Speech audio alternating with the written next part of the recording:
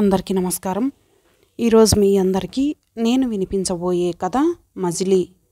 రచయిత సివి శాస్త్రి గారు. ఇక కథలోకి వెళితే, సరోజ హాస్పిటల్లో ఐసీయూ ముందు అభావంగా నీరసంగా నిస్తేజంగా కూర్చుంది. అరగంట ముందే డాక్టరు చెప్పారు, దగ్గరి వాళ్ళుంటే పిలిపించండి, ఛాన్సెస్ ఆర్ వెరీ రిమోట్ అని. దగ్గరి వాళ్ళంటే ఇక్కడున్న బంధువులంతా దూరం కిందే లెక్క. ఆయన అన్నదమ్ములు, అక్కా చెల్లెళ్ళు, మా అన్నయ్య, వదిన అంతా దూరం కిందే లెక్క. చెప్పకపోతే బాగుండదు కనుక చెప్పాలి, రాకపోతే బాగుండదు కనుక వస్తారు. అంతే. తనకి నాకు స్నేహితులు తక్కువే, ఓ 10-15 మంది ఉంటారు. వాళ్ళకి చెప్పాలి.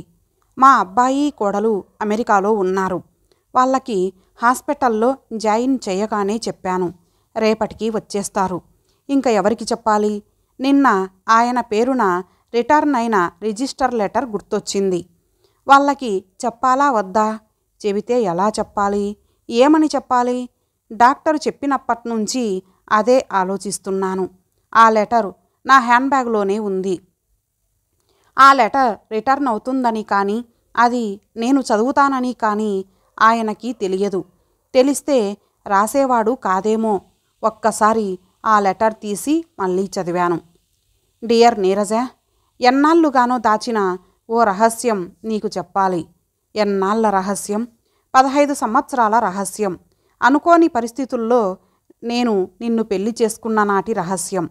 నేను బిజినెస్ పని మీద ప్రతి నెల విజయవాడ నుంచి మన చెన్నై ఆఫీస్కు వచ్చేవాణ్ణి. అప్పటికే నాకు పెళ్ళయింది. 10 సంవత్సరాల బాబు కూడా. అప్పుడు నీ మీద నాకు ప్రత్యేకమైన అభిమానం కానీ ప్రేమ కానీ ఏం లేవు. మన స్టాఫ్ 20 మందిలో నువ్వు కూడా ఒకదానివి, అంతే.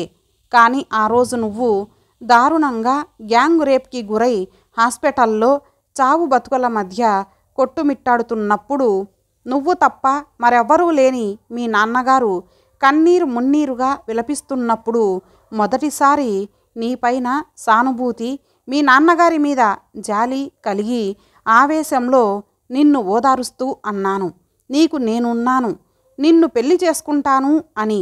2 ప్రాణాలు కాపాడుతున్నాననే భావనే తప్ప ఇక్కడ మరో 2 ప్రాణులకు అన్యాయం చేస్తున్నాననే ఆలోచనే ఆ క్షణంలో రాలేదు. అంతా అయ్యాక, నేను చేసిందేమిటో అర్థం అయ్యాక ఏం చెయ్యాలో తెలియని పరిస్థితి. సరోజ గురించి నీకు, నీ గురించి సరోజకు చెప్పకుండా ఈ 15 సంవత్సరాలు గడిచిపోయాయి. మా బాబు పెద్దై పెళ్ళై అమెరికా వెళ్ళిపోయాడు. ఇన్నాళ్ళ తర్వాత ఇప్పుడు చెప్పడం దేనికి? ఈ ప్రశ్న నాకు నేను కూడా వేసుకున్నాను. మీ ఇద్దరికీ కూడా ఆర్థికంగా ఇబ్బందులు లేవు. ఈ మధ్యన ఎందుకో ఆరోగ్యం తగ్గుతోందనే భావన వస్తోంది. నాకేమైనా అయితే నువ్వు పాప ఇబ్బంది పడతారు. సరోజ కూడా ఒంటరిదైపోతుంది. మీ ఇద్దరికీ చెబితే మీరు అర్థం చేసుకోగలిగితే ఒకరికొకరు తోడుండవచ్చు. నువ్వు పిల్లలు కావాలని కోరుకున్నప్పుడు, డాక్టరు నీకు పిల్లలు పుట్టే అవకాశం లేదన్నప్పుడు నీకోసం అనాథాశ్రమానికి వెళ్ళి 3 నెలల పాప లావణ్యను దత్తత చేసుకున్నాం. తనకిప్పటికీ తెలియదు మన సొంత కూతురు కాదని. అది నా జీవితంలోని మరో రహస్యం. బహుశా లావణ్యకి ఈ రహస్యం చెప్పాల్సిన అవసరం ఎప్పటికీ రాకపోవచ్చు. ఇప్పుడు ఈ ఉత్తరం గురించి కూడా తనకి చెప్పొద్దు.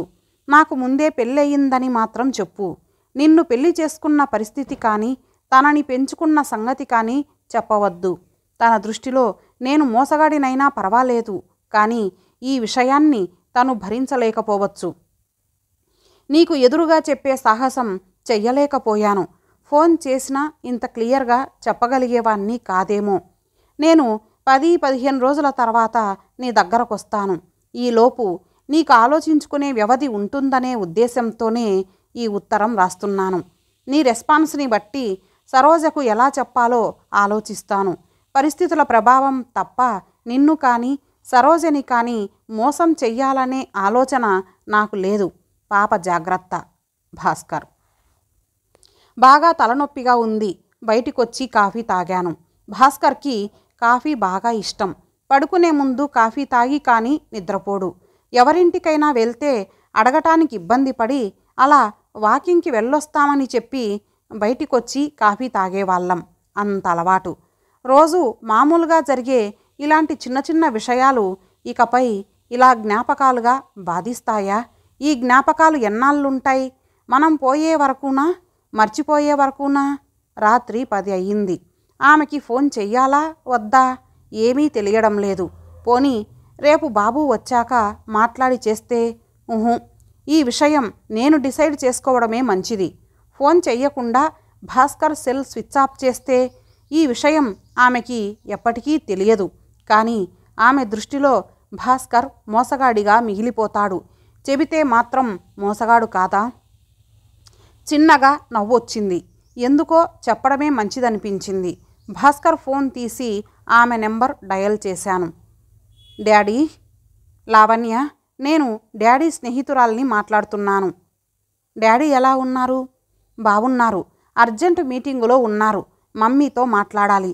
ఓసారి ఫోన్ ఇస్తావా? అమ్మా, ఎవరో ఆంటీ నీతో మాట్లాడతారట. హలో నీరజ గారు, నమస్తే.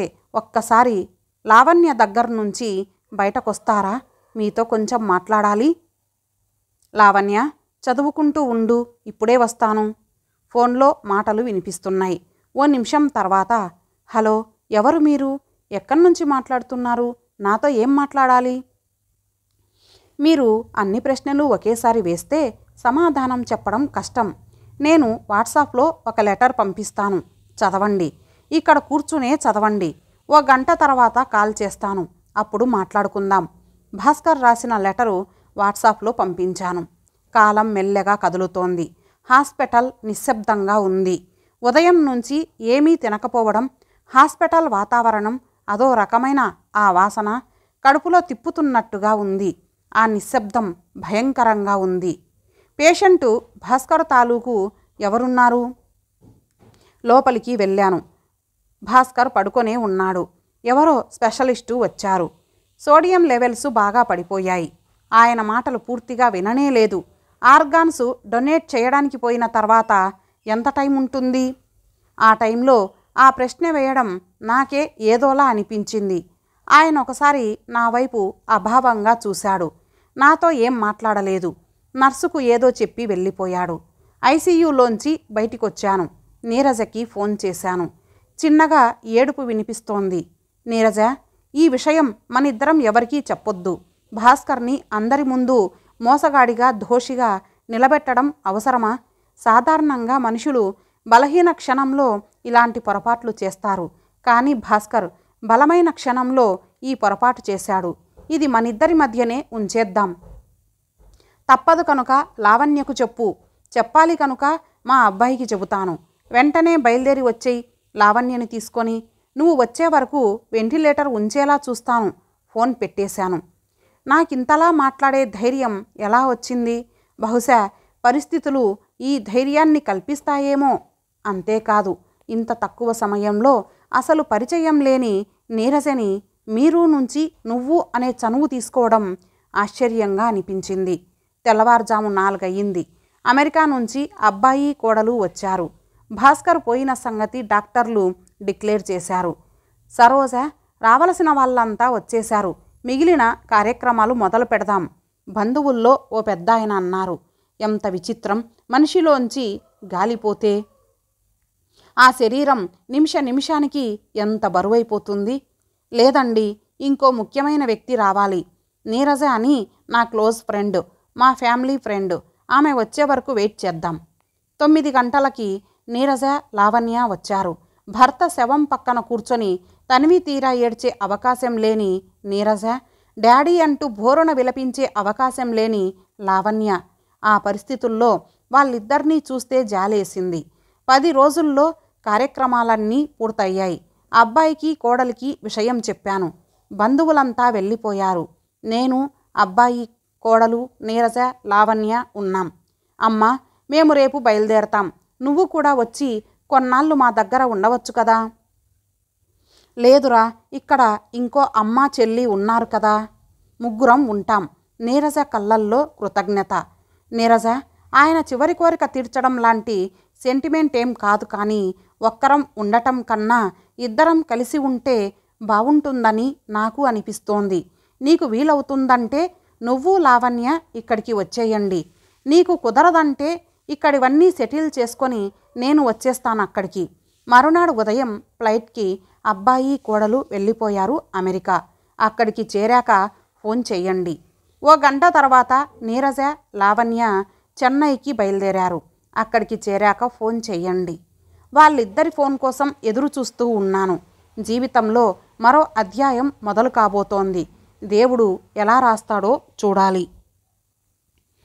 ఇంతటితో ఈ కథ సమాప్తం. మరలా ఒక మంచి కథతో కలుద్దాం. అంతవరకు సెలవు. నమస్తే.